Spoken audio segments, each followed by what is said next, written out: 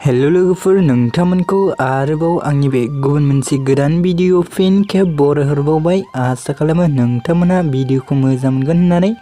स' लोगोफोर, बर'नि फैनो गोनां गोबां आबुं सावथुन आरो बर' एलबाम्सफोरनि बागै मोनथिबाय थानो थाखाय नोंथांमोना गिबियावनो आंनि गोदान चेनेलखौ साबस्क्राइब खालामना खाथियाव थानाय बेलनि आइकनखौ अलाव प्रेस खालामना लाबानो जाबाय दे लोगोफोर, जाहाथे आंनि गोदान भिडिअनि नटिफिकेशनफोरा नोंथांमोननि सेराव थाबैनो सौहैदि। स' लोगोफोर, आं दिनै मोनसे अफिसियेल बर' मिउजिकनि सायाव आपडेट लानानै फैदोंदि। नोंथांमोना भिडिअखौ नायनो इन्टारेस्टेड बा स्किप खालामाजासे जोबजासिम नायलांबानो जाबाय दि फुल डिटेल्स मोनथिनो थाखाय। स' नोंथांमोनाथ' मोनथिखाबाय जानांगौ दिनै आं मानि सायाव आपडेट लानानै फैदों, भिडिअनि टाइटेल एबा थाम्बनेल नायनानै। स' नोंथांमोन बे अफिसियेल बर' मिउजिक भिडिअखौ क्रिस क्लाब फिल्म प्रडाक्शन चेनेलाव आपल'ड खालामदों दे। स' नोंथांमोन बे अफिसियेल मिउजिक भिडिअनि टाइटेलानो जाहैबाय मेगन खनाजों। स' नोंथांमोना जुदि बे अफिसियेल मिउजिक भिडिअखौ दासिमबो जुदि नायाखै, अब्ला आंनि चेनेलनि गेजेरजों नायनो हागोन दि।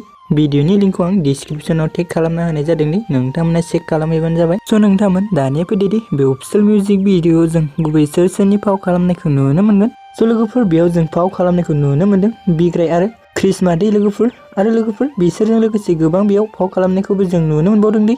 स' लोगोफोर, बिथांमोनानो जाबाय कांकान, फाखन, खनसाय, सुदेम, मनिषा, नन्दिता, बिलिना आरो फुंजादि लोगोफोर। स' लोगोफोर, बे अफिसियेल बर' मिउजिक भिडिअनि लिरिक्सखौ लिरदों फिखुंगुर हाज'वारि दि लोगोफोर। आरो लोगोफोर, बे अफिसियेल मिउजिक भिडिअनि मेथाइखौ सोर रोजाबदों होनोबा तुरन आरो निथामोन दि लोगोफोर। प्रडिउसार फिखुंगुर हाज'वारि, मेकआपखौ खालामदों कल्पना बसुमतारी दि। भिडिअखौ बेखिनिसिम नायनायनि थाखाय नोंथांमोननिसिम रोजा रोजा साबायखर थाबाय दि। गोजोन्थों।